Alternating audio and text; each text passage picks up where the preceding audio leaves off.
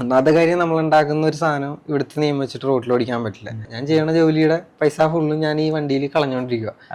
അങ്ങനെ ആദ്യമൊക്കെ സപ്പോർട്ടായിരുന്ന വീട്ടുകാർ പോലും പിന്നെ അങ്ങോട്ട് ഒഴിവാക്കാൻ തുടങ്ങി, മതിയാക്കുന്നുള്ള രീതിയിലായി. ഇപ്പൊ തന്നെ ഈ പടം വരക്കുന്ന ആൾക്കാർ, ശില്പം ചെയ്യുന്ന ആൾക്കാർ, അവർക്കെന്ന് പറഞ്ഞാൽ അവർ ചെയ്യണ സാധനം മറ്റുള്ളവർ അംഗീകരിച്ചിട്ട് അത് നല്ലതാണെന്ന് പറയുമ്പോൾ അത് കേൾക്കുമ്പോൾ ഒരു ഫീലുണ്ട്. അതാണ് അവർക്ക് അതിൽ നിന്ന് കിട്ടണത്. അല്ലാണ്ട് പൈസ എത്ര കിട്ടണത് കിട്ടാതിരിക്കണത് അത് വെച്ചാൽ ജീവിച്ചു പോകാന്നേ ഉള്ളൂ. പക്ഷെ അതിൽ നിന്നും പുള്ളിക്ക് കിട്ടണമെന്ന് വെച്ചാൽ ആ ഒരു സാധനം മറ്റുള്ളവർ കാണുമ്പോൾ നല്ലതാണെന്ന് പറയുമ്പോൾ കിട്ടുന്ന ഒരു സന്തോഷമുണ്ട്. അതാണ് ശരിക്കും പറഞ്ഞാൽ നമ്മളെ ഇതിലോട്ട് ചെയ്യാൻ വേണ്ടിയിട്ട് പ്രേരിപ്പിക്കുന്ന പ്രധാനപ്പെട്ട കാര്യമാണ്. അതായത് വെക്കേഷൻ ടൈമിൽ കൂടുതലും പിള്ളേർ സെറ്റായിരുന്നു. രാവിലെ വരും, ചേട്ടാ വണ്ടി എങ്ങനെ ഉണ്ടാക്കണത്, പിന്നെ കുറെ സംശയങ്ങളാണ് കൂടെ വയ്ക്കും. പിന്നെ നമ്മൾ പ്രായം കഴിഞ്ഞ് വന്നാലേ നിർത്ത് വന്ന് നിൽക്കും. നമ്മൾ എന്തെങ്കിലും സംശയം ഉണ്ടാകും പറഞ്ഞു കൊടുക്കും, ചെറിയ ചെറിയ വണ്ടികൾ ഉണ്ടാക്കി കൊടുത്തു വിടും, അങ്ങനെയൊക്കെ. നമസ്കാരം. ട്രയോസ്പാർക്ക് മീഡിയയുടെ ഇന്നത്തെ എപ്പിസോഡിൽ നമ്മളോടൊപ്പം ഉള്ളത് ജൂനിയർ കാർസുകൾ സ്വന്തമായി നിർമ്മിച്ച് വണ്ടിപ്രാന്തന്മാർക്കിടയിൽ ശ്രദ്ധ നേടിയ രാകേഷ് ബാബു ആണ്. ചേട്ടാ, ട്രയോസ്പാർക്ക് മീഡിയയിലേക്ക് സ്വാഗതം. നമസ്കാരം. രാകേഷ് ബാബു എന്ന് പറഞ്ഞാൽ ചിലപ്പോൾ ചേട്ടനെ ആരും അറിയില്ല. സുഡു എന്ന പേരിലാണ് നമ്മൾ അറിയപ്പെടുന്നത്, അല്ലേ? ചേട്ടൻ എങ്ങനെയാണ് സുഡു എന്നുള്ളൊരു പേര് കിട്ടിയത്? സുഡു എന്ന് പറയണത് വിളിപ്പേരാണ്. ശരിക്കും വീട്ടില് അച്ഛൻ്റെ അമ്മ ഇട്ടൊരു പേരാണ്. പിന്നെ നാട്ടുകാരും കൂട്ടുകാരെല്ലാവരും ആ ഒരു പേരാണ് വിളിച്ചു തുടങ്ങി. അങ്ങനെയാണ് ഈ പേര് കൂടുതലും, അതായത് നാട്ടുകാരെല്ലാരും വിളിക്കാൻ തുടങ്ങിയപ്പോഴത്തേക്കുള്ള ആ ഒരു രീതിയിൽ പേരിലോട്ട് വന്നതാണ്. ശരിക്കുള്ള പേര് കൂടെ പഠിച്ചവർക്കൊക്കെ അറിയാവും. അതെ. അപ്പം ഒരു യൂട്യൂബ് ചാനലുണ്ട്. യൂട്യൂബ് ചാനലിൽ ഈ സുഡൂസ് കസ്റ്റം എന്ന് പറഞ്ഞിട്ടാണ് ഇട്ടേക്കുന്നത്. അതുകൊണ്ട് ആ ഒരു പേര് ഇപ്പൊ പോപ്പുലറായി അങ്ങനെ വന്നത്. അതെ. ഇപ്പൊ സുഡു എന്ന് പറഞ്ഞാൽ ഇപ്പൊ ചേട്ടനെ തേടി നമുക്ക് വരാൻ പറ്റുള്ളൂ, അല്ലേ? വീട്ടിലെ അടുത്തുള്ളവർക്കൊക്കെ അറിയാം സുഡു എന്ന് പറഞ്ഞാൽ. രാകേഷ് ബാബു അത്ര. ചേട്ടാ, ഇപ്പൊ ചേട്ടനെ ഫോളോ ചെയ്യുന്നവർക്ക് അറിയാം ചേട്ടൻ എന്താണ് ചെയ്തോണ്ടിരിക്കുന്നതെന്ന്. ഇപ്പൊ വാഹനങ്ങളിലെ ഒരു മിനിയേച്ചർ ടൈപ്പാണ് ചേട്ടൻ ചെയ്തുകൊണ്ടിരിക്കുന്നത്. അപ്പൊ ചേട്ടൻ ഈ മേഖലയിലോട്ട് കടന്നു വന്നത് എങ്ങനെയായിരിക്കും? കടന്നു വന്നതെന്ന് വെച്ചാൽ, ആദ്യമേ ഇതിപ്പം നമ്മൾ കുഞ്ഞിലെ പോലെ നമുക്ക് ചെറിയ വണ്ടികളോടുള്ള ഒരു, എല്ലാ വണ്ടിപ്രാന്തന്മാരുടെയും തുടക്കം എന്ന് പറയുന്നത് കുഞ്ഞിലെ നമ്മൾ ജനിക്കുമ്പോൾ തന്നെ ഇങ്ങനെ കളിപ്പാട്ടായിരിക്കും. ആൺപിള്ളേരാണെങ്കിൽ കളിപ്പാട്ടം, പെൺപിള്ളേരാണെങ്കിൽ ചെറിയ പാവ, അങ്ങനെയുള്ള സാധനങ്ങളൊക്കെ ആയിരിക്കും വീട്ടുകാർ വാങ്ങിത്തരണം. അപ്പൊ നമുക്ക് അന്നത്തെ ചുറ്റുപാട് വെച്ചിട്ട് ചെറിയ ചെറിയ കളിപ്പാട്ടങ്ങൾ അതേ ഉള്ളൂ. പിന്നെ അതിൽ കൂടുതൽ വേണമെന്ന് പറഞ്ഞാൽ വാങ്ങിത്തരാനായിട്ട് വീട്ടുകാർക്കൊന്നും അധികം വലിയ സാമ്പത്തികവും കാര്യങ്ങളൊന്നും ഇല്ലായിരുന്നു. അപ്പൊ ആ ഒരു ആഗ്രഹം വെച്ചിട്ട് നമ്മൾ വലുതായി വരുന്തോറും പിന്നെ നമ്മുടെ ചുറ്റുപാടിൻ്റെ ഇതുകൊണ്ട് നമ്മൾ അതിലേക്ക് ഒതുങ്ങി പോകും. അപ്പൊ അങ്ങനെ വന്നപ്പോൾ പ്രായം കൂടി വരുവാണല്ലോ.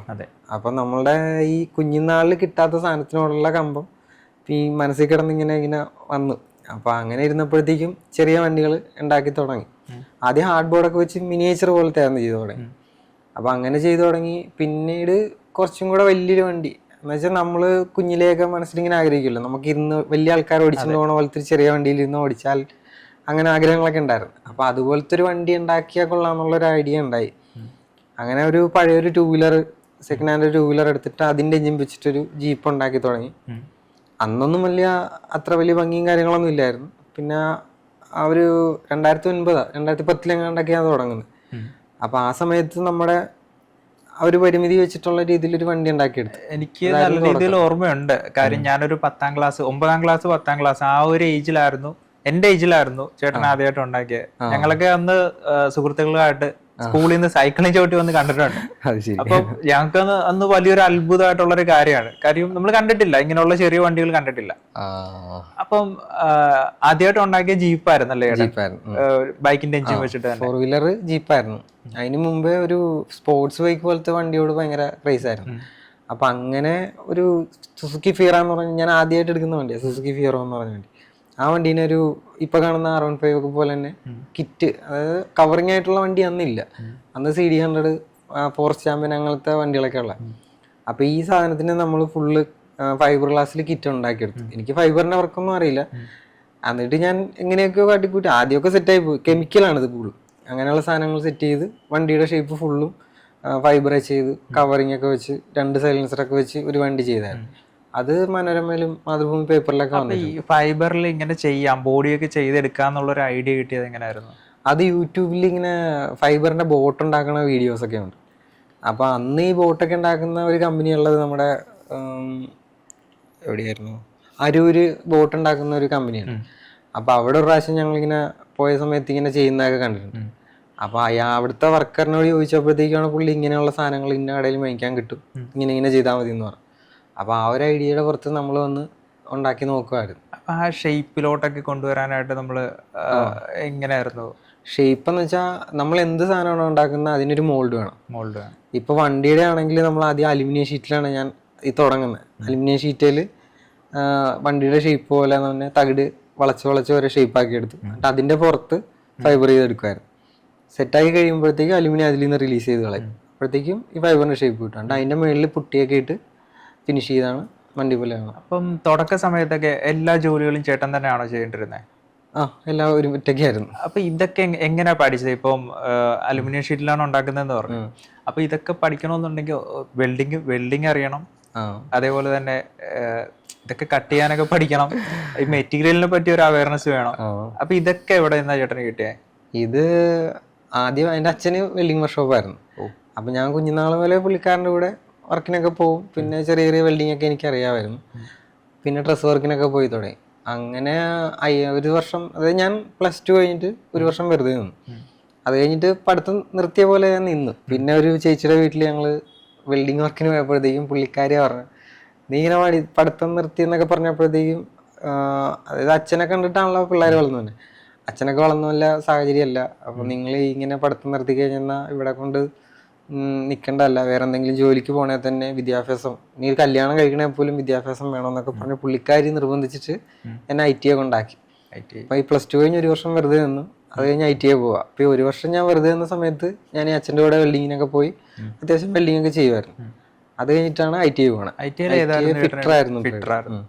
അപ്പൊ അവിടെ നിന്ന് ഫിറ്ററിൻ്റെതായ കുറച്ച്, അതായത് ഇപ്പം വർക്ക്ഷോപ്പിന്റെ വർക്ക് അറിയാം, അതല്ലാണ്ട് എഞ്ചിൻ സൈഡും ബാക്കിയുള്ള കാര്യങ്ങളൊക്കെ കുറേശ്ശെ ITI നിന്ന് പഠിച്ചെടുത്തു. അപ്പൊ അത് വെച്ചിട്ടുള്ളതാണ് ഇപ്പൊ കാണുന്ന വർക്ക്ഷോപ്പും കാര്യങ്ങളൊക്കെ. ബേസ് അതാണ്. അച്ഛൻ സപ്പോർട്ടായിരുന്നു അപ്പൊ ഇങ്ങനെ മകന്റെ ഒരു വണ്ടി ഭ്രാന്തിനോടുള്ള? ആദ്യമൊക്കെ ഭയങ്കര സപ്പോർട്ടായിരുന്നു. പിന്നെ പതിയെ മാറി തുടങ്ങി. ഒന്നാമത്തെ കാര്യം, നമ്മൾ ഉണ്ടാക്കുന്ന ഒരു സാധനം ഇവിടുത്തെ നിയമം വെച്ചിട്ട് റോഡിൽ ഓടിക്കാൻ പറ്റില്ല. ഉണ്ടാക്കി കംപ്ലീറ്റ് ആയി കുറച്ച് നാള് വീടിന്റെ അവിടെയൊക്കെ ഇട്ട് ഓടിക്കും. പിന്നെ നമുക്ക് അതിനോടുള്ള കൗതുകം പോകും. പിന്നെ അത് ഏതെങ്കിലും ഒരു സൈഡാക്കും. അത് കഴിയുമ്പോൾ ചിലപ്പോൾ ആ വണ്ടി തന്നെ പൊളിച്ച് അടുത്ത വണ്ടി ഉണ്ടാക്കും. അപ്പോഴും നമുക്ക് വീണ്ടും പൈസ അതിലേക്ക് വരിക. ഏറ്റവും അവസാനം ഇത് സ്ക്രാപ്പിന് കൊടുക്കുക, അല്ലെങ്കിൽ എന്തെങ്കിലും ചിലപ്പോൾ കോളേജിൽ പ്രോജക്റ്റ് പിള്ളേർ വരും, അവർക്ക് എന്തെങ്കിലും തുച്ഛമായ വിലക്ക് കൊടുക്കും. അപ്പൊ അങ്ങനെയൊക്കെ വരുമ്പോഴത്തേക്കും നമുക്ക് ഇതിൽ നിന്ന് ലാഭമൊന്നുമില്ല. ഞാൻ ചെയ്യണ ജോലിയുടെ പൈസ ഫുള്ളും ഞാൻ ഈ വണ്ടിയിൽ കളഞ്ഞുകൊണ്ടിരിക്കുക. അങ്ങനെ ആദ്യമൊക്കെ സപ്പോർട്ടായിരുന്ന വീട്ടുകാർ പോലും പിന്നെ അങ്ങോട്ട് ഒഴിവാക്കാൻ തുടങ്ങി, മതിയാക്കാന്നുള്ള രീതിയിലായി. പിന്നെ ഞാൻ അടുത്തുള്ളൊരു കമ്പനിയിൽ ജോലിക്ക് കയറി. അപ്പൊ ജോലിക്ക് കയറിയിട്ട് ട്രെയിനിങ് സമയത്ത് എനിക്ക് കിട്ടുന്ന പൈസ വീണ്ടും ഞാൻ ഇതുപോലുള്ള കാര്യങ്ങളൊക്കെ ഞാൻ ഇവിടെ ഓട്ടോകാസ്റ്റ് എന്ന് പറഞ്ഞിട്ടുള്ള കേരള ഗവൺമെന്റിന്റെ അവിടെ ഡെയിലി വൈസ് ആയിട്ട് നിന്ന സമയത്തൊക്കെയാണ് ഇങ്ങനെ കൂടുതലും ചെയ്തുകൊണ്ടിരുന്നത്. അപ്പൊ എനിക്ക് ഷിഫ്റ്റാണ്. പകുതി സമയത്ത് ഞാൻ അവിടെ ജോലിക്ക് പോകും, പിന്നീട് വന്നിട്ടുള്ള ബാക്കി ടൈമിനാണ് ഇങ്ങനെയുള്ള കാര്യങ്ങൾ ചെയ്യണം. അപ്പൊ അവിടുന്ന് കിട്ടുന്ന പൈസയും പിന്നെ നമ്മളെ പുറത്ത് വേറെ വർക്കിന് പോണ പൈസയൊക്കെ ഞാൻ ഈ സാധനങ്ങൾ ചെയ്ത് കളയുവാണ്. അങ്ങനെ ലാസ്റ്റ് വീട്ടുകാർ, ഞാൻ ഈ ബീറ്റിൽ ചെയ്യാൻ തുടങ്ങി.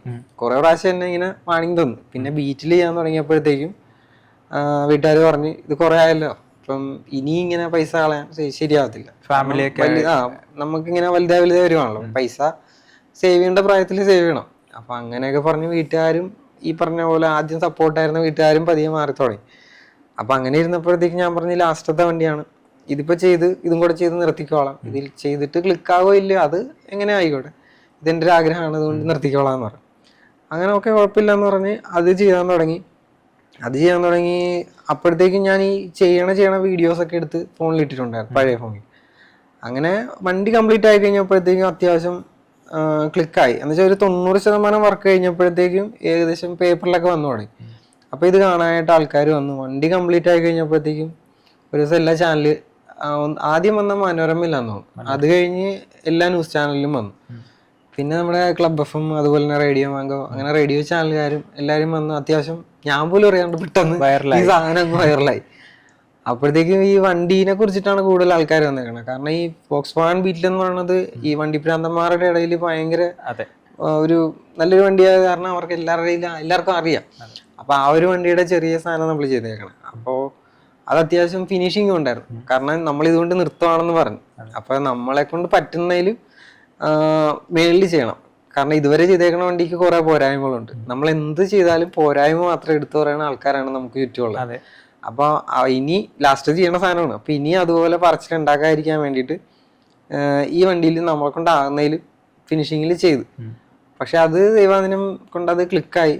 അത് കഴിഞ്ഞപ്പോഴത്തേക്കും ഞാൻ നേരത്തെ എടുത്തു വെച്ച വീഡിയോസൊക്കെ ഒരു യൂട്യൂബ് ചാനൽ തുടങ്ങിയിട്ട്, എന്നുവെച്ചാൽ ഞാൻ എടുത്ത വീഡിയോ, എന്നെ വന്ന് ഇന്റർവ്യൂ ചെയ്തതും എടുത്ത വീഡിയോ ഒക്കെ നല്ല രീതിയിൽ റീച്ചായി. അപ്പൊ ആൾക്കാർക്ക് ഇത് എങ്ങനെ ചെയ്തെന്ന് കാണണം, എല്ലാം കംപ്ലീറ്റ് ആയിട്ടുള്ള ഇന്ത്യയാണ്. അപ്പൊ എങ്ങനെ ചെയ്തെന്ന് കാണാൻ വേണ്ടിയിട്ട് ഞാനൊരു യൂട്യൂബ് ചാനൽ തുടങ്ങിയിട്ട് ഈ വീഡിയോസ് ഒക്കെ അതിൽ അപ്ലോഡ് ചെയ്തു. നമ്മളുണ്ടാക്കി ഇങ്ങനെയാണെന്നൊക്കെ പറഞ്ഞു. അപ്പൊ അന്നത്തെ ആ ഒരു ക്രൈസ് വെച്ചിട്ട് ആൾക്കാരെല്ലാം ഈ വീഡിയോ കാണാൻ തുടങ്ങി. പെട്ടെന്ന് ഈ ചാനൽ കയറി അങ്ങ് സുഡൂസ് കസ്റ്റം എന്നൊരു ചാനലായി. അങ്ങനെ അങ്ങനെയാണ് വരുന്നത്. യൂട്യൂബിൽ ഇൻസ്റ്റാഗ്രാമിൽ ഇപ്പം കത്തി നിൽക്കുവാണല്ലേ? ഏറെക്കുറെ. ഇപ്പൊ യൂട്യൂബ് ചെറുതായിട്ട് ഡൗൺ ആയി തുടങ്ങി, വീഡിയോസ് ഒന്നും കൃത്യമായിട്ട് ഇടാത്തതുകൊണ്ട്.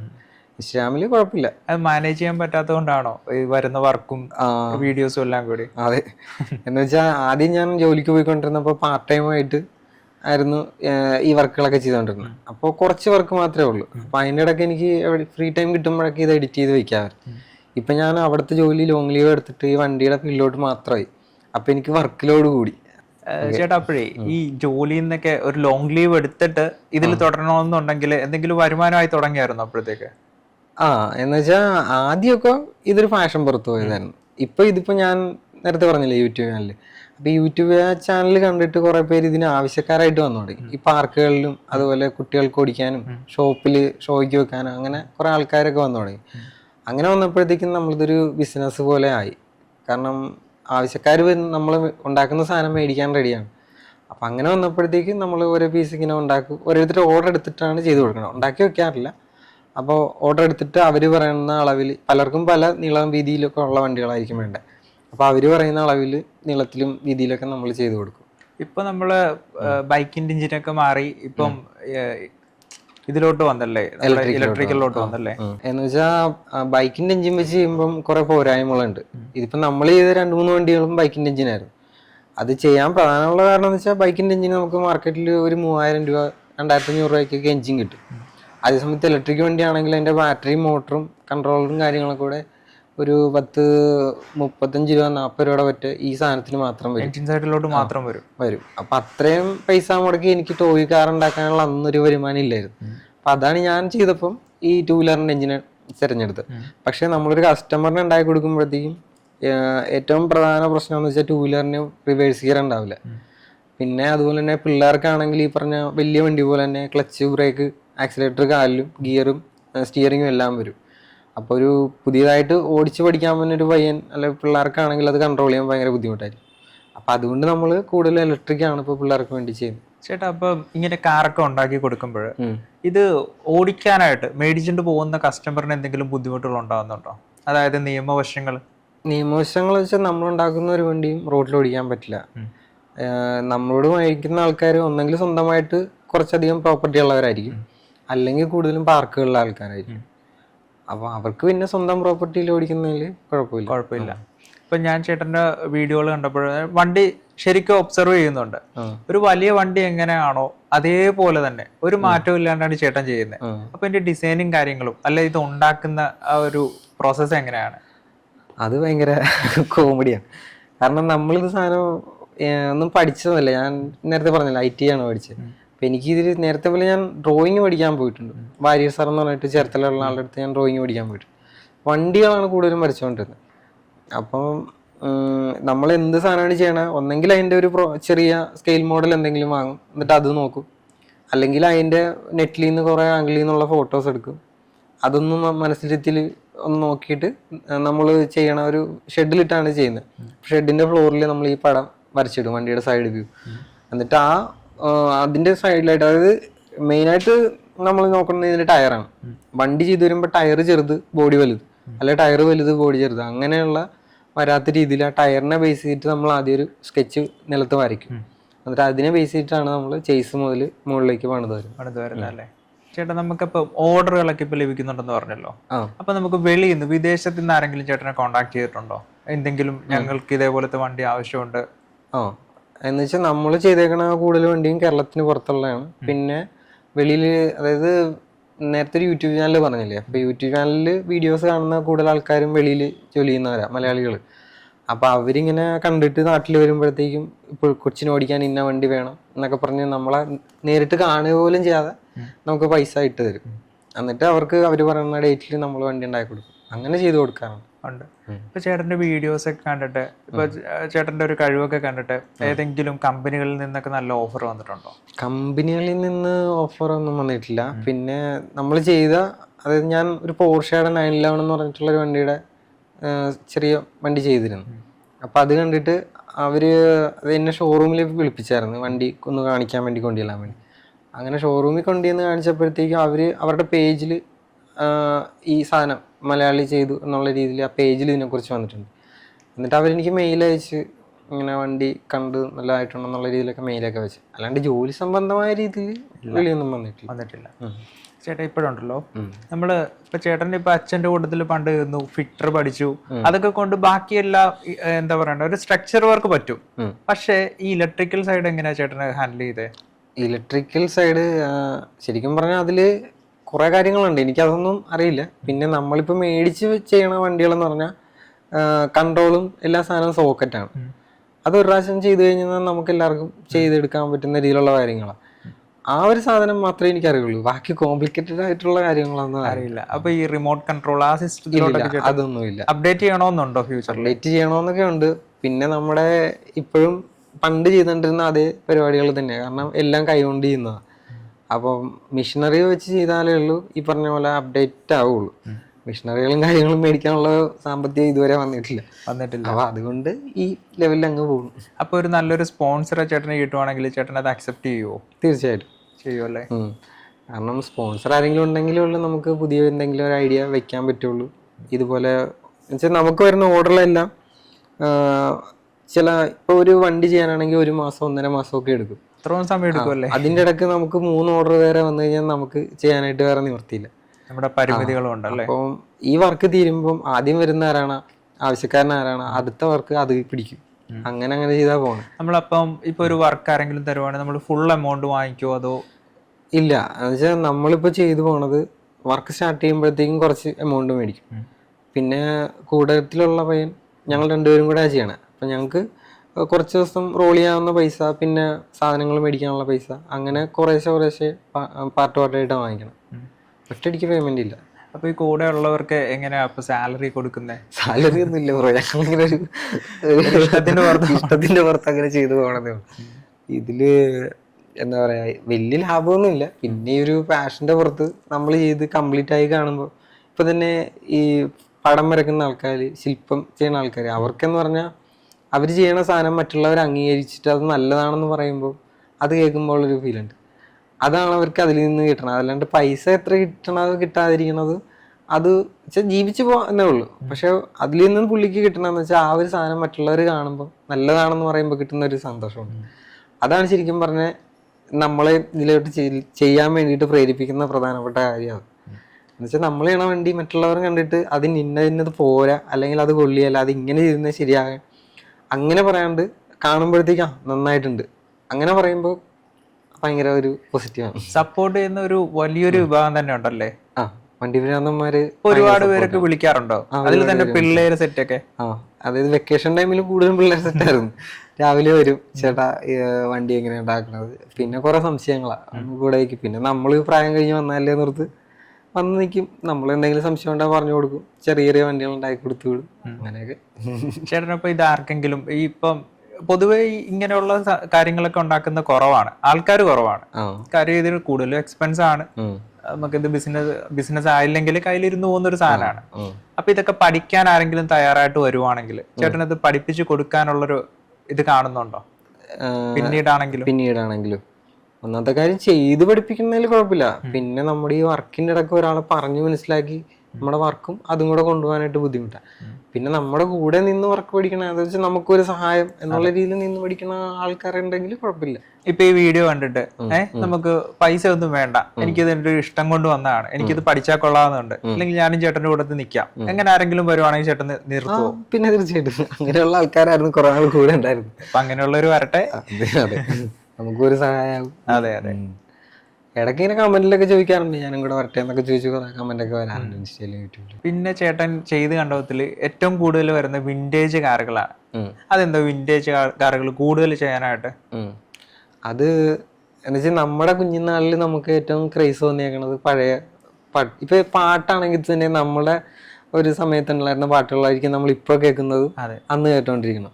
പുതിയ പാട്ട് വന്നാലും നമുക്ക് ഇഷ്ടം ആ പഴയ പാട്ടുകളോടായിരിക്കും. അപ്പൊ നമുക്ക് ഈ വണ്ടി പ്രാന്ത് തുടങ്ങണ ഒരു സമയമുണ്ട്. ആ ഒരു ടൈമിൽ നമ്മുടെ മനസ്സിൽ കിടക്കണ എല്ലാം ഈ ഒരു പഴയ വണ്ടികളാണ്. അപ്പൊ നമ്മൾ ആ കാലഘട്ടം മാറിയാലും നമ്മുടെ മനസ്സിൽ എപ്പോഴും ആ വണ്ടികളാണ്.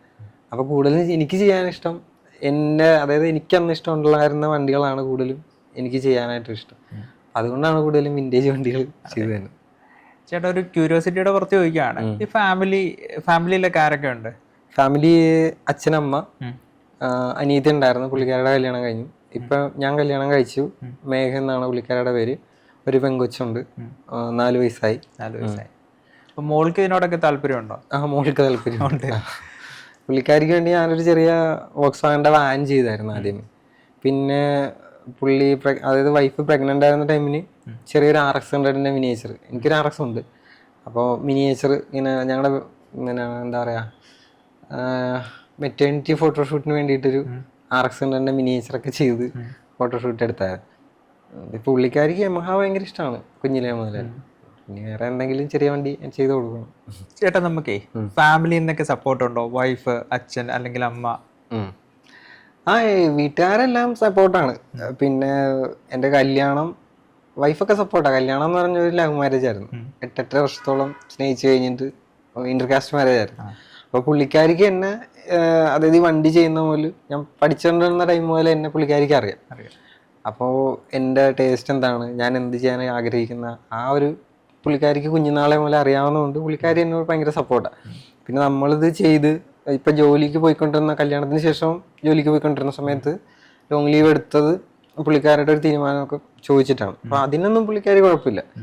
അപ്പം നമുക്കിഷ്ടം എന്താണ്, നമ്മൾ ഏറ്റവും ഇഷ്ടമുള്ള ജോലി ചെയ്ത് അതിൽ നിന്നൊരു 10 രൂപ കിട്ടുന്നതും ഇഷ്ടമില്ലാത്ത ജോലി ചെയ്തിട്ട് അതിൽ നിന്നൊരു 20 രൂപ കിട്ടുന്നതും തമ്മിൽ വ്യത്യാസമുണ്ട്.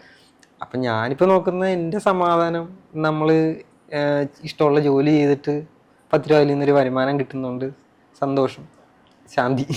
അപ്പം അതുകൊണ്ട് ഇപ്പോൾ കുഴപ്പമില്ല, എല്ലാവരും ഭയങ്കര സപ്പോർട്ടാണ്. ചേട്ടൻ ഉണ്ടാക്കിയാൽ വെച്ചിട്ടേ ഏറ്റവും കൂടുതൽ ഇഷ്ടമുള്ള ഒരു വണ്ടി ഏതാണ്? ഏറ്റവും കൂടുതൽ ഇഷ്ടമുള്ള വണ്ടി ബീറ്റിലാണ്. കാരണം എനിക്കൊരു ഐഡന്റിറ്റി തന്നത് ഒരുപാട് കഷ്ടപ്പെട്ട് ഉണ്ടാക്കിയൊരു വണ്ടിയും അതാണ്. അതിപ്പം നിലനിർത്തിയിട്ടുണ്ടോ അതോ ആരെങ്കിലും വാങ്ങിച്ചോ? ഉണ്ട്, നിലനിർത്തിയിട്ടുണ്ട്. എന്ന് വെച്ചാൽ ആദ്യം ഉണ്ടാക്കിയപ്പോൾ അത് മഞ്ഞ കളറായിരുന്നു, പിന്നെ ഒരു ഓറഞ്ച് കളർ അടിച്ച് ഇപ്പം രണ്ടാമതൊരു വർക്ക്ഷോപ്പ് കിട്ടും. വൈഫിന്റെ വീട്ടിലാണ് ഇപ്പോഴത്തെ വർക്ക്ഷോപ്പ്. അപ്പൊ അവിടെ ഞങ്ങൾ ഗ്യാരേജിന്റെ ഉള്ളിലായിരുന്നു ഈ വണ്ടി കിടന്നുകൊണ്ടിരുന്നത്. ഇപ്പൊ ഒരുപാട് വണ്ടി വന്നപ്പോഴത്തേക്ക് ഈ വണ്ടീനെ നേരെ ചൊവ്വേ നോക്കാൻ പറ്റാത്തൊരു പുറത്തു കൊണ്ട് ഇട്ടേക്കുമാണ്. അതിൻ്റെ ഒരു ബുദ്ധിമുട്ടുണ്ട്. എന്നാലും ഇപ്പോഴും ഇഷ്ടം ആ ഒരു വണ്ടി തന്നെയാണ്. പിന്നെ നമ്മൾ കോളേജിലൊക്കെ നമ്മൾ വണ്ടി എക്സിബിഷന് കൊണ്ടുപോകുമല്ലോ, അപ്പൊ അവിടെ നിന്നൊക്കെ നല്ല ഒരു അക്സെപ്റ്റൻസ് ആണ് കിട്ടുന്നത് പിള്ളേരുടെ ഭാഗത്ത് നിന്ന്? അതെ അതെ അതെ. കാരണം എല്ലാവർക്കും ഹാൻഡ് മെയ്ഡ് വണ്ടി എന്നൊക്കെ പറയുമ്പോഴത്തേക്കും എന്നുവെച്ചാൽ ഹാൻഡ് മെയ്ഡ് വണ്ടി എന്ന് പറയുമ്പോൾ ഒരു പരിമിതികളുണ്ടല്ലോ. അപ്പൊ ആ ഒരു കാഴ്ചപ്പാടിലായിരിക്കും എല്ലാവരും ഇരിക്കുന്നത്. നമ്മളുണ്ടാക്കിയ ഒരു സാധനം മിക്ക ആൾക്കാരും ഫോട്ടോയിലും വീഡിയോയിലൊക്കെ കണ്ടിട്ടുള്ളൂ. ഈ കോളേജിൽ എക്സ്പോയ്ക്ക് വിളിക്കുമ്പോഴത്തേക്കും നമ്മളിതെല്ലാം കൂടെ കയറ്റി റോഡിൽ ഓടിക്കാൻ പറ്റില്ല. അപ്പോൾ മറ്റേ റിക്കവറി വണ്ടിയിൽ ഒരു 5-6 വണ്ടി കയറ്റിയിട്ടാണ് കൊണ്ടുപോകണത്.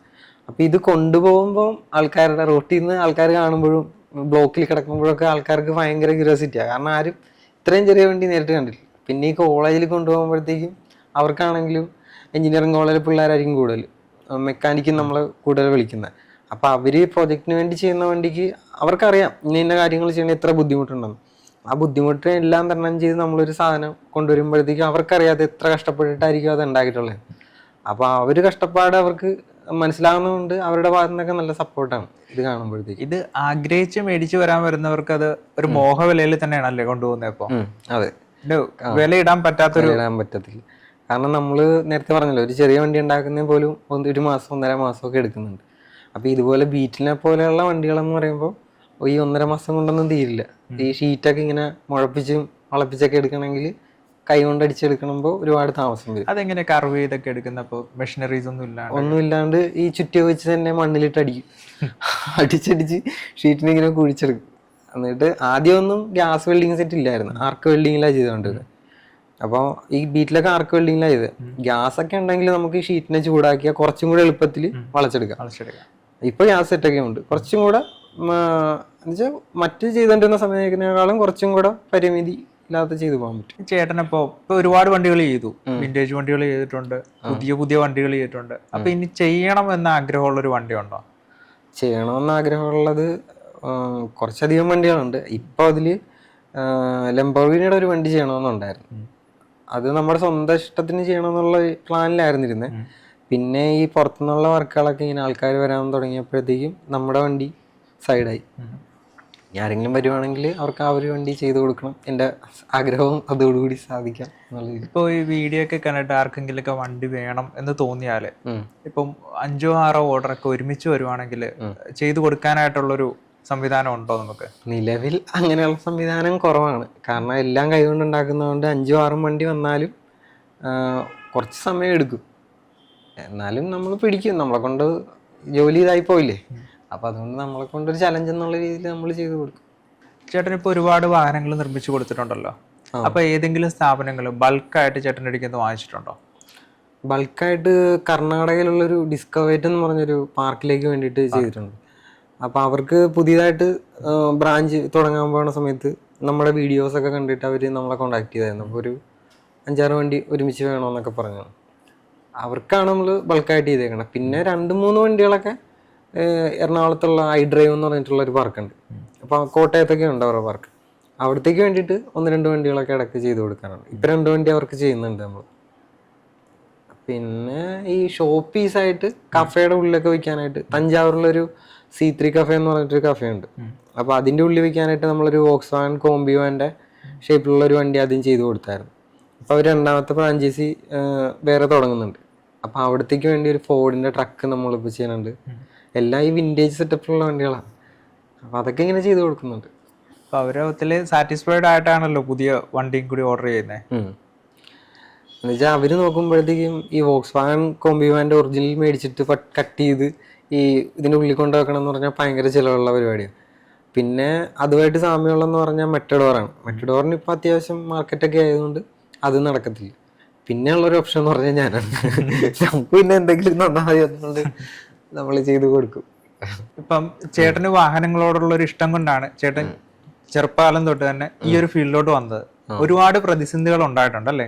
അപ്പൊ ഇതെല്ലാം കടന്നിട്ടാണ് ചേട്ടൻ ഇപ്പൊ ഒരു സക്സസ്ഫുൾ മാനായിട്ട് നിൽക്കുന്നത്. അപ്പൊ ഇപ്പോഴത്തെ പിള്ളേരോട് ഇപ്പൊ ആഗ്രഹങ്ങളൊക്കെ ഉള്ള ഒരുപാട് പിള്ളേരുണ്ട്, വീട്ടിൽ നിന്ന് സപ്പോർട്ട് കിട്ടാത്തതും സാമ്പത്തികമായിട്ടില്ലാത്തതും. അവരോടൊക്കെ ചേട്ടൻ എന്താണ് ഒരു മെസ്സേജ് കൊടുക്കാനുള്ളത്?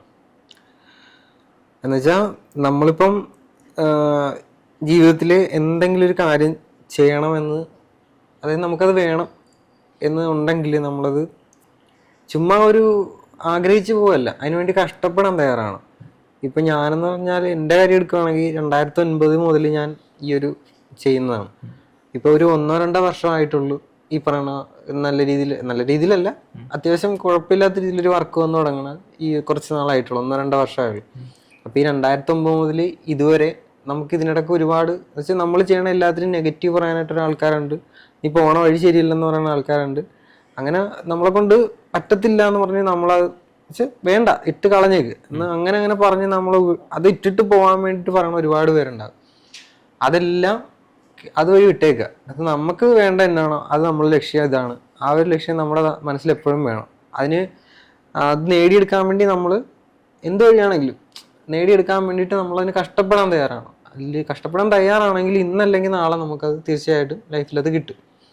അതിന് ഏറ്റവും വലിയ ഉദാഹരണമാണ് ഇപ്പം നിങ്ങളുടെ മുമ്പിൽ ഇരിക്കണ ഞാൻ. എന്ന് വെച്ചാൽ അത്രയും കഷ്ടപ്പെട്ട് ഇപ്പോഴും കുഴപ്പമില്ല, എന്നാലും ഇത്രയും കഷ്ടപ്പെട്ടുകൊണ്ട് നമുക്കത് കിട്ടി. ഇത്ര സമയം നമ്മളോടൊപ്പം സമയം ചെലവഴിച്ച രാകേഷ് ചേട്ടൻ്റെ ട്രയസ്പാർക്ക് മീഡിയയുടെ പേരിൽ താങ്ക്സ്. Thank you. അപ്പോൾ മിനിയേച്ചർ കാറുകളോട് താല്പര്യമുള്ള ആൾക്കാർക്ക് അല്ലെങ്കിൽ അത് എങ്ങനെയാണ് ചെയ്യുന്നതെന്ന് കാണാൻ വേണ്ടിയിട്ട് നിങ്ങൾക്ക് സുഡൂസ് കസ്റ്റംസ് ഫോളോ ചെയ്യാവുന്നതാണ്.